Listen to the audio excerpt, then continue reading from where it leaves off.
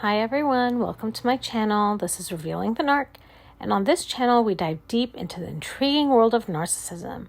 I'll often use public figures as examples to illustrate how these behaviors can manifest in real life.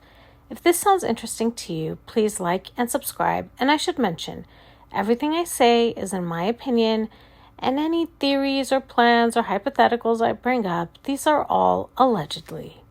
For this video, I wanted to talk through a video clip I saw of Meghan in October of 2018 at McAllister's High School for Girls. And what I see from that video is that Meghan looks quite uncomfortable talking in a round table with students at that school. So let's watch the clip.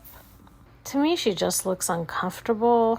She does the rapid eye blinking. She moves away from the person speaking, and her eyes, they just kind of have an empty look. If you agree with that, please leave me a comment or give me the impression you feel from that. She just looks uncomfortable, potentially disinterested, and almost, I don't want to be so harsh, but almost like disgusted or like averse to what's happening there.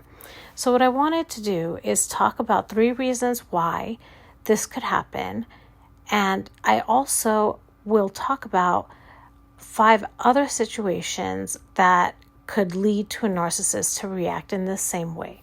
So let's start with the first one. The first reason, Meghan might have a fear of judgment. So narcissists have a heightened sensitivity to how others perceive them.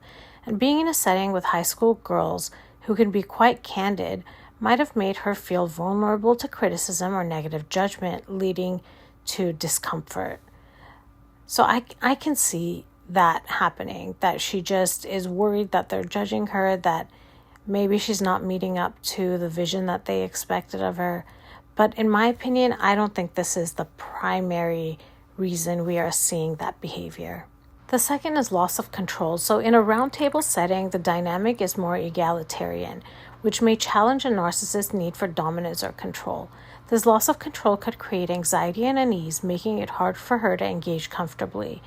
And seeing this, I think I'm going to pay a lot more attention to what her behavior is like in these types of settings, in like a roundtable discussion.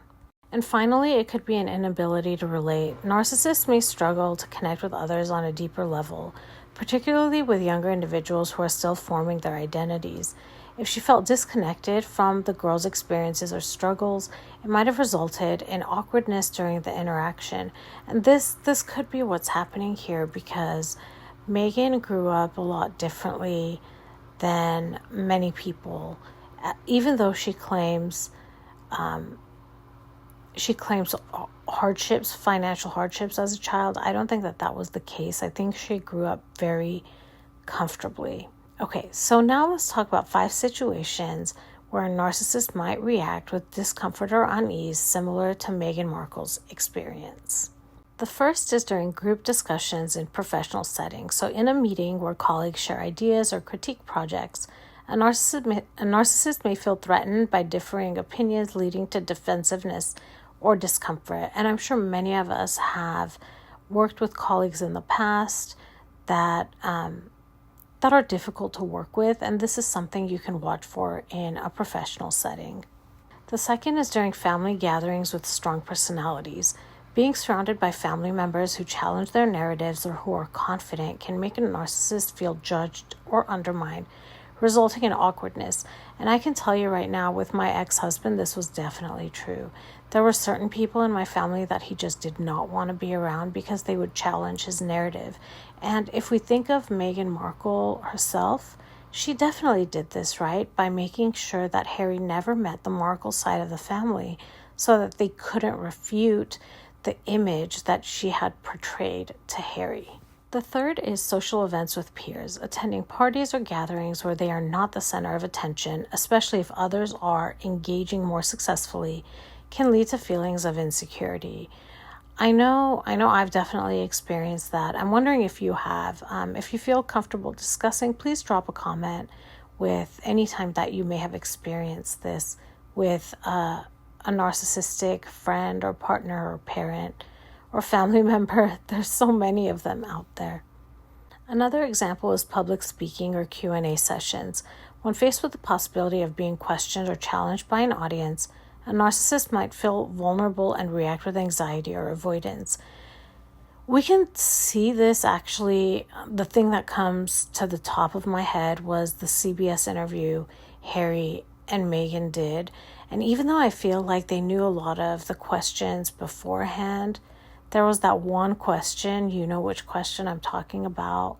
I don't want to mention the word on YouTube, but she looked incredibly anxious and uncomfortable. So, and it also might explain why whenever they attend these events, it's usually not a Q&A session, or if it is a Q&A session, I feel like it's very controlled what questions are asked. Another thing this makes me think of is in Tom Bower's book, I believe, when Meghan gets interviewed and she wants to control what questions are asked. She gets very angry if the interview gets sidetracked for some reason. And it's all part of controlling this image and controlling the narrative and their public perception. And finally, counseling or therapy sessions. Engaging in a setting where they must confront their behavior and accept feedback can be particularly uncomfortable, leading to defensiveness or disengagement. I mean, going into counseling or therapy requires accountability and self-reflection, and I don't know I know they're not comfortable doing that because it's like taking the mirror and having to really take a look at yourself. Okay, so let me tell you guys my story. So I had separated from my ex-husband, and he love bombed me back. And one of the conditions of the love bombing was that he and I would go to therapy. So we did go to therapy, and of course he fooled me because he said he would go to personal therapy and he would go to couples therapy. Well, he went to 2 sessions of his own therapy and he quit. And he quit because he knew that I was already back in the orbit, right? And we continued with the couples therapy. But he still maintained that facade. He wasn't very open or very forthcoming. I feel like at the time it made me happy because it felt like maybe there was progress being made in our relationship. But it was all an act to love bomb, to get me back into his web. And a lot of times I think it's difficult to go to counseling sessions with narcissists because they may try to manipulate the counselor as well. And that can be very frustrating for someone who is living through narcissistic I don't want to say it. Anyway, so I will end the video here. I'm curious to know what you all think.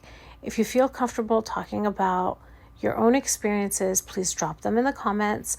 And if this was interesting to you, please like and subscribe. And I will see you all in the next one. Goodbye.